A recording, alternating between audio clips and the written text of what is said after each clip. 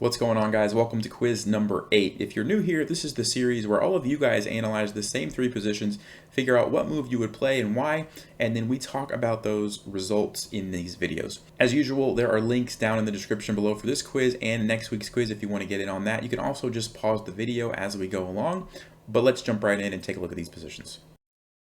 All right, so here's the rating distribution graph, and for those of you who follow these quizzes weekly, you'll notice that there's a big change here. There's only 3 different categories. So I've got 0 to 1,000, 1,000 to 1,600, and 1,600 plus. Now, the reason that I broke it up this way instead of the normal 5 groups is I wanted two reasons. Number one, I wanted to simplify the process, make it a little easier on myself, because with 5 groups, I had to do work for each of those groups. Even in like editing the video, it just took me longer. So this is going to save me some time there. And then the other thing, a lot of you have probably noticed, but we were having a lot of overlap in the rating ranges. There wasn't a ton of difference in some of those different groups. And so I don't think we're really losing any value by doing it this way. We're still going to see what did the low rated players think, what did the kind of mid-range players think, and then what did the more advanced players think. So I think this is going to be fine. If not, I'm sorry, but I had to do something to kind of save myself some time. I'm, be completely honest with you, getting a little bit behind in keeping up with everything. So I wanted to make this change so that I don't have to stop doing the series and I can stick with it. The other thing I want to point out, we only had 872 players this week, which was significantly less than the previous week. I don't think that means people are losing interest. I think that has to do with the fact that YouTube didn't push last week's quiz to as many people as it did the previous week's quizzes, and I have no idea why. I've tried to analyze and figure out, what's going on, and it seems like YouTube just does what it wants to do, and sometimes it just throws my video to lots of people and other times it doesn't. So if you have any ideas on why that's the case, I'd be happy to hear those. Let me know, but as far as I can tell, it's kind of just random. Anyway, I'm done rambling about this. Let's go ahead and jump right into the positions. All right, so here's position number 1. If you want to pause the video, figure out what move you would play for white, go ahead and do that now. For everyone else who's ready to see the solution, here we go. All right, so in 0 to 1,000, we had the top move of bishop to g5, second move was knight takes e4, and third move was knight to d5. 1,000 to 1,600, we also had top move of bishop g5, and then also knight takes e4, and then the third move was bishop to d3, so that was a little bit different. And then above 1,600, top move was bishop g5, again knight takes e4, and then the third move, like the first group, was again knight to d5. All right, so the first thing about this position, there's a nice little attack here, which would be checkmate, except black has it covered very nicely by this bishop on f8, and there's not really anything that white can do to follow up on that. So when you start to shift to looking at the rest of the board, black has a lot of things going for them. They've got these 2 pawns in the center, which are very nicely supported by these doubled rooks. Black has a nice control of the center with these pieces, and so black really has a nice position if it weren't for one little tactic. And so bishop g5 was indeed the correct move, and the reason this is the correct move is because we're threatening to take black's knight. And first of all, the pawn is pinned, so it's just a free knight. And if black decides to, let's just say, defend the knight, maybe bishop e7, well, we just take it. And then we take this bishop because that knight was actually defending this bishop, and now that the knight's gone, well, we're just going to win the piece. So that's kind of the basic threat behind bishop g5. Now there was a line that you should have looked at, or it would have been important to look at. It's bishop takes c2, because now black basically saves the bishop from the attack on the knight and also is attacking our rook. Now it turns out that this is just fine for us because we can capture this. Remember, the pin was here, like I said, so the pawn can't take. And now we also have a threat on black's rook. And so if black were to just simply take our rook, well, we could take black's rook and be in a good position, but there's actually even a nicer move, which is a little bit of a bonus move if you found this. But you take on g7, and we're creating this discovered attack. We're about to move our bishop and then put black in check, and black's going to be in trouble. And if black just takes it, well, then we play f6. And since the bishop can't move, we have checkmate in just a couple moves. So that was a really nice way to kind of finish off the game if black did try to go for this line instead. So that was the idea. There's really nothing that black can do after we play bishop g5. Just a simple retreat of the bishop to attack the knight takes advantage of this. Now, the other move that some people said was knight takes e4 right away. But the problem with this is that black just simply takes it, and so we just traded a piece. But now we kind of go back to the same problem we had before. Black has these two pawns, very strong center control. The rooks are in a nice position. We really don't have any threat here. It's already defended, and now we have to move our queen away. And if we go to, like, let's say queen g4, trying to keep the pressure here, well, black can even just simply go back. Let's say we move here, and then black has, you know, lots of good moves. They can play d5, just get control of the center. They could even just come down here and take this pawn. And we don't really have anything as white. So that's the problem with just simply trading the piece. It didn't take advantage of this little tactic, and at the end of that trade, black's just in a better position. The other move, knight to d5. I'm not really sure what people were thinking when they suggested this move, but there's two pieces attacking it. We only have one defending it, and so we're just losing a piece if we do that. Black can just simply take it, and we don't have a good way to follow up. I mean, we can play bishop g5, but it's not as good as before. Black can even just hop the knight in, attacks our queen. It's just not good for us. So knight to d5 didn't work. And then the other move that a couple people said, bishop to d3. Again, you know, it doesn't really improve our position that much. Black still has these strong center pawns, and black can just simply trade it off and play something like d5. And black's in a great position. We missed our opportunity to play bishop g5. That was the only really good move for white. And so if we check Stockfish, you can see bishop g5, only real good move, like we kind of already talked about. Bishop to f3, okay, is the second option, and bishop takes b5. The point behind that is that after takes, then you can just play bishop g5. You still have the same threat. Now, you did kind of waste a bishop in there. If you had to do something, that was the next best thing, but it really wasn't that great for us. So bishop g5, congratulations if you found that one. Let's go to position number 2. All right, here's position number 2. It's white to play. If you'd like to pause the video, figure out what move you would play, go ahead and do that. And if you're ready to see the solutions, here we go. All right, so 0 to 1,000, we had queen g4 was the top move, and then we had g3 and f3 as choices 2 and 3. 1,000 is 1,600, again queen to g4, and then f3 and f4. And then 1,600 and above, also queen g4, and then f4 and f3. So a lot of the same ideas. Pretty much everybody, the majority of folks wanted to play queen g4, and then some sort of pawn move was kind of coming in after that.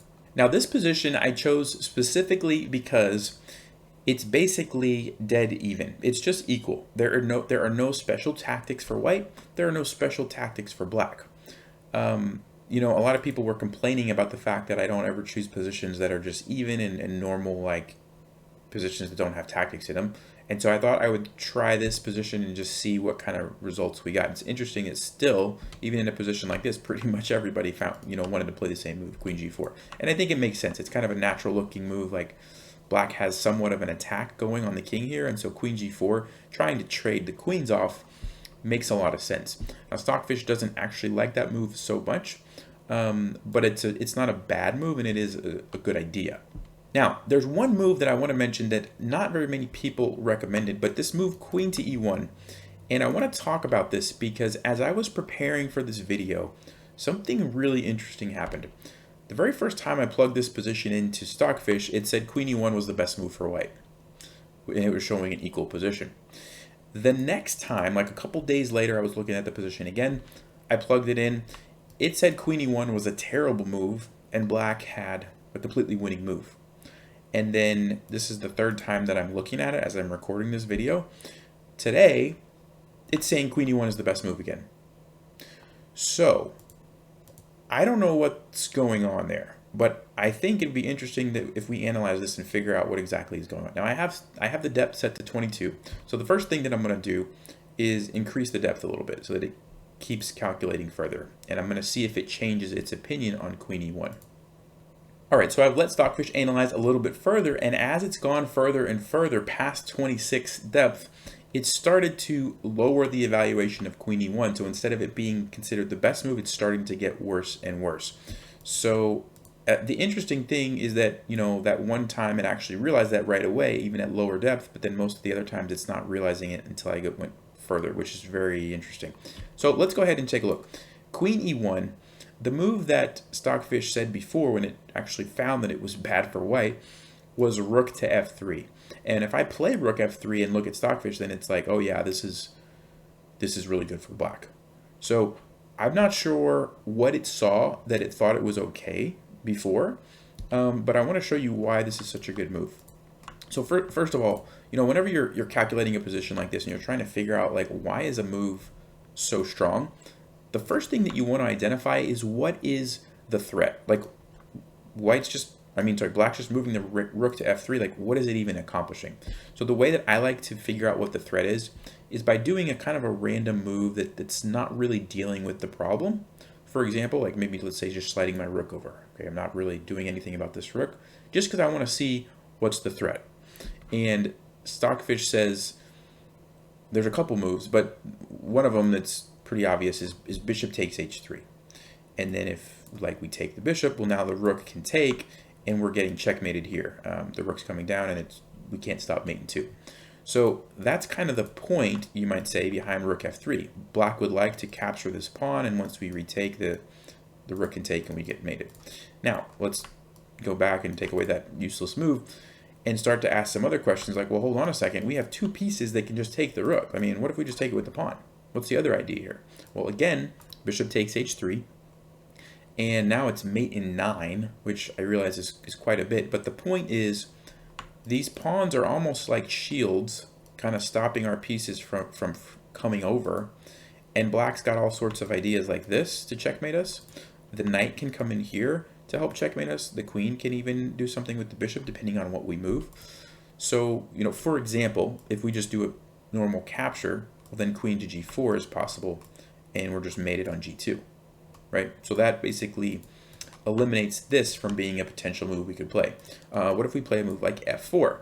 Again, same thing. Queen's coming over, we're getting mated. So we can't play f4. All right, what if we move our bishop here just to try to do something? Well, then it opens up this square, and now this, same idea. We move and we get mated.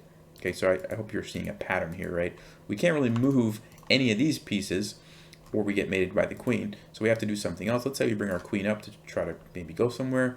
Well, now black can take with the rook, and let's say we take it. Again, queen g4, queen g2 checkmate, right? So we can't take it. So all right, let's say we continue with our queen doing something over here.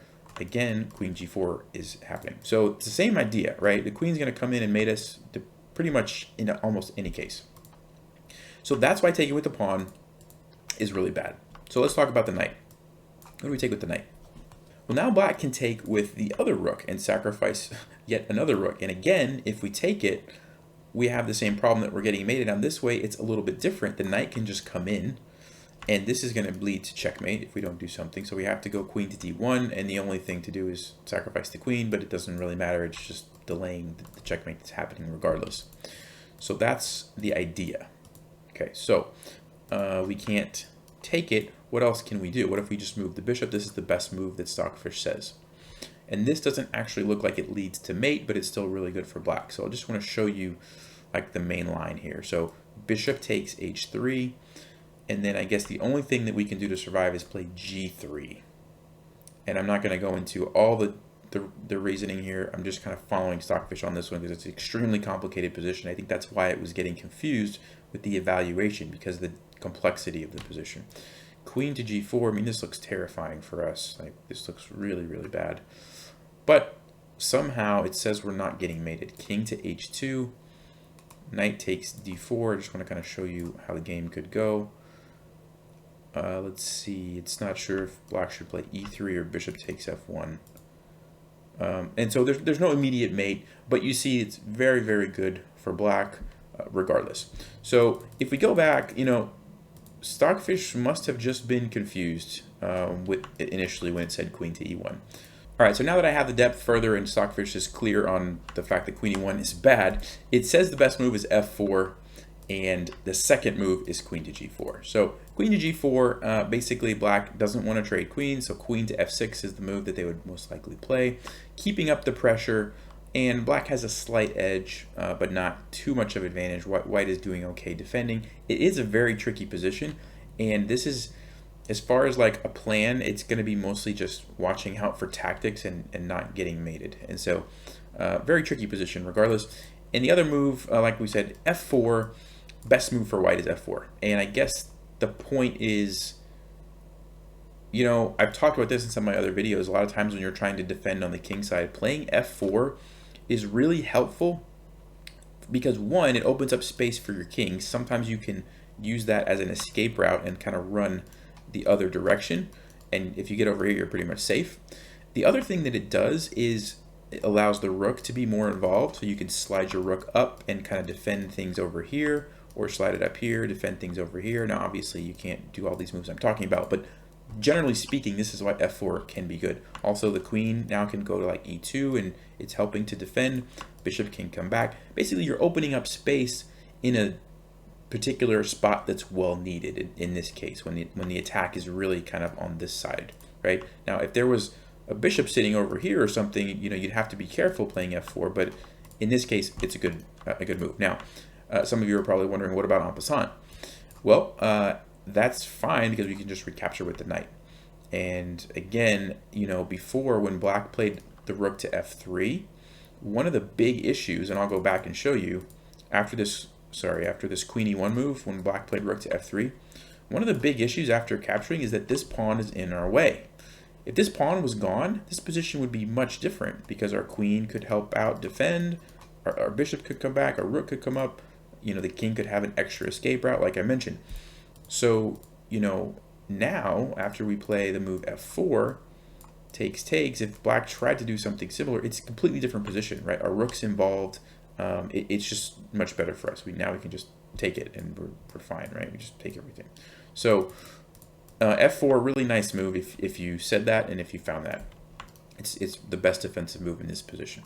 Stockfish is showing queen to f6, and then white plays rook c1 to defend, and you're kind of just playing a normal game. You've, for the moment, neutralized black's attack by playing f4. So definitely keep that in mind. If you like to castle on the king side, which most people do, you find yourself being attacked, make sure you consider moving this pawn up as a means to help defend. So other move that some people said, f3, on a similar note, kind of does some of the similar benefits, opens up the square, you know, and allows pieces to help out.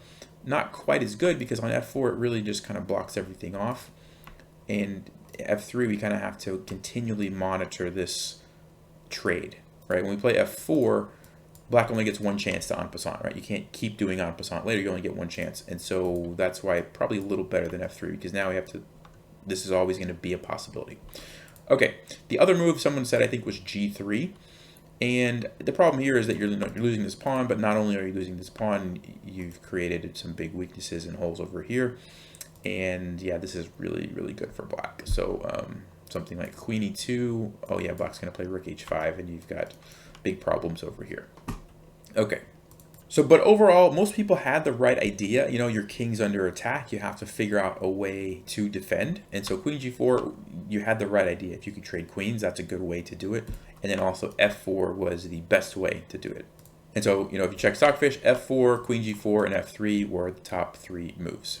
All right, here's position number 3. If you'd like to pause the video and figure out not only what move you would play, but what's the idea behind that move and what's kind of the plan that you should go for, here are the choices that I put on the multiple choice on the quiz. You can check those out. And once you've done that, if you're ready to see the solution, here we go. All right, so 0 to 1,000. The top plan that most people wanted to play was queen to d3 with the idea to attack b5 and set up to bring the rook over to d1. The number 2 option was to play f4 with the idea of playing f5 next and trying to trap black's bishop. And then the number 3 option was to play knight to a3 to attack the pawn here and follow it up with queen to e2 to increase the pressure on b5. 1,000 to 1,600 also had the first idea of queen d3 to attack here and bring a rook over. Also the same second plan of playing f4 with the idea of playing f5. And the third option was to play a4 to open up the a file and put pressure on black's pawns over here. 1,600 plus, the top move was the a4 idea to open up the a file and pressure these pawns. Second move was f4 with the idea of f5, and then the third option was the queen d3 plan to attack on b5. Now this was another position that, you know, really didn't have one particular move that was like, oh, this is just the best move. I wanted to do another one where it's kind of like there's quite a few good options for white. It's another equal position. Nobody has a huge advantage. But I know a lot of people get into these positions and they just really don't know what to do. So hopefully this will kind of give you some ideas on like some of the things that you can think about. Now that being said, one move Stockfish did like a little bit better than the other moves, and so we will talk about that. But only one group found that move, and it was actually the lowest rated group. The third option that they chose, knight to a3, was the move that Stockfish liked the best. Now, that being said, a lot of other moves were pretty good as well, but this one was the best out of the multiple choice that I provided. And the reason is maybe not readily apparent. So let's kind of talk about what's going on first of all. You know, White has a couple things going for them. Number one, this bishop is nice and centralized. Now, Black can just trade it off if they want, but there is a backward pawn here. So as a reminder, backward pawn just means that the pawns on the side of it have been advanced forward to where they can no longer defend the pawn, and White has it blockaded somehow, and so you have this backward pawn. And it's usually they're good targets because the fact that they can't be defended by another pawn, and they can't easily move out of the way, right? This pawn can't move, you just take it. So there are a lot of times good targets. Now, that's good for White. The issue is it is defended by this bishop, and White's not really set up to get another piece to attack it other than pieces along this file, which would just be the queen and rooks. And queen and rooks aren't going to ever take the pawn if the bishop's defending it. So maybe knight to f5, but then that's covered by the bishop. So, you know, it's not easy to just take advantage of that weakness. Then you have these pawns over here. And, you know, if you could create some space on the queen side, maybe that could be a good plan. But it's so equal. Like Black can easily slide these rooks over to the queen side as well. It's not like you're going to have some crazy good advantage. So very, very equal position. So before we look at the choices, I just want to tell you from my personal experience, when I'm in positions like this, there's no idea that pops in my head where it's like, oh, I'm going to just win the game by doing this. Right? The position is too equal. Black has lots of options at their disposal. There's no plan that pops into my head. Oh, this is how I win. This is it. And so the biggest thing that I do in positions like this is try to be patient.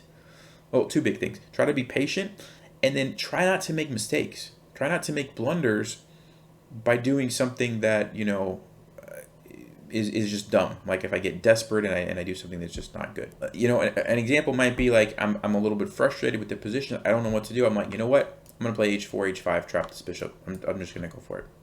That's a bad move. Okay, my king was totally fine. I've just exposed my king. And on top of that, I've just fallen for a basic tactical mistake. Black's just going to take here. And after I take, he's going to take my pawn. And I lost a pawn and my king's open. A really bad move. That's what you want to avoid when you're in positions like this. Just try not to make those mistakes and try to take advantage if your opponent makes those mistakes. So if I'm playing as Black and my opponent plays the move h4, you have to say, well, that's a really strange move. How can I take advantage of that? Oh, you know what? My bishop's lined up there. Oh, maybe I should take the bishop and then I can take the pawn. Yeah, that looks pretty good. Now White's king's in trouble. You just won a pawn. This is under attack. Everything's good for Black. That's what you want to avoid, and that's what you want to take advantage of. All right. Just wanted to say that because a lot of people, I think, they're like, okay, what's the plan? How do I win? There is no winning plan in a position like this. You have to let the game develop, be patient. It's okay to be patient and wait for your opponent to make a mistake. That's the best advice I can give you in positions like this. All right, that being said, let's go ahead and talk about the options that were there. So queen to d3, completely equal. You were attacking the pawn. Let's see, I'm just going to go with what Stockfish says. Knight takes d5. We probably want to take with the queen because if we take, well, we can't take with the pawn now because we're pinned, so we have to take with the queen. And then Black can just do something like, let's see, it says b4, all right? So some pawns are probably going to get traded, takes. Super equal position. We can bring one of these rooks to the c file to try to line up here. Black can move the queen over. You know, the game goes on, right? And it's going to come down to like, well, who makes a mistake, right? And I can't analyze like every move in the game. So there's queen d3. The other move that some people said, f4, trying to trap the bishop. Let's see. So Stockfish just says Black can just simply take it. We can recapture. And this is kind of a, you know, I like this idea because from a practical standpoint, this looks pretty good for White because you do increase the pressure here and you open up this f file. Now, I will tell you, one of the issues with this is that you do create this hole for Black's knight to hop into that was not there before, right? Prior to that, there's a pawn in the way. But as soon as you play f4 and this gets traded, well, now you have to watch out that this knight can hop in here. And, you know, I mean, It's not a huge deal. You can take it if you want, but then black just takes. It's just so equal, so even, right? So even f4, it's like, all right, it's a good idea, but there's nothing there immediately good for white. Knight a3 I thought was interesting because you're attacking the pawn, and if the pawn moves forward, you have this nice little move, knight to b5, and you're attacking the queen, and you're also set up to attack this pawn. And after the queen moves somewhere, you can play, there's quite a few moves, but Stockfish likes c4. And so what you've done, remember I said, you know, this backward pawn is a good target. You have essentially reposition your knight so you're lined up on the weak spot for black. So that's a really good idea, I think, by playing knight to a3. That's kind of the point, is that if they push on you, well, then you can hop in and you get that attack. Now, if they don't push, they don't have to do, they can just like slide the queen over. And then that's where queen e2 comes in, again, trying to get black to push, and you can do the same thing, hop your knight in, same kind of idea. You're going to eventually line up and try to win this pawn. That's going to be your game plan. But again, black doesn't have to do that. They can do something like captures here. Let's see, takes, and then just bring the knight back. Okay, that's interesting because it looks like the pawn's hanging. So I'm curious what's the plan here. And then black plays f5. You have to deal with this. You play f4. Then this pawn is hanging, queen takes c5. So it's actually kind of equal. Okay. I mean, there's a lot going on. Still very equal position. So that's those. And there's one other move that we didn't discuss yet. a4. a4 with the idea of opening up. Let's see what Stockfish says about that. So a4, and it just looks like takes. So I do like this. That's a nice isolated pawn.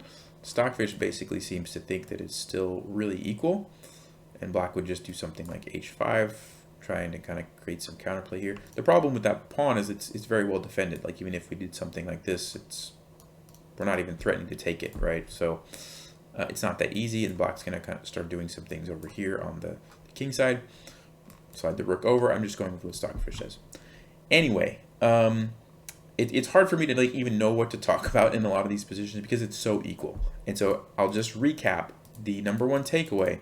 Don't make blunders. Don't make big mistakes in positions like this. Be patient. Usually the person who is patient and continues to just make solid moves and not make blunders is going to win the game. So I hope that helped you guys. Let's go ahead and go to viewers versus Stockfish. And actually for viewers versus Stockfish this week, for this third position, I'm going to leave out this one and just do positions 1 and 2 because there were so many moves in this position that were just equal and no difference. I don't think it makes sense to include this position. So we're just going to use positions 1 and 2 to figure out the score for viewers versus Stockfish. So position number 1, the percentage of viewers that found the move bishop to g5 was 50.5%. So congratulations, you just got over the 50% threshold on that one. It's going to come down to position number 2.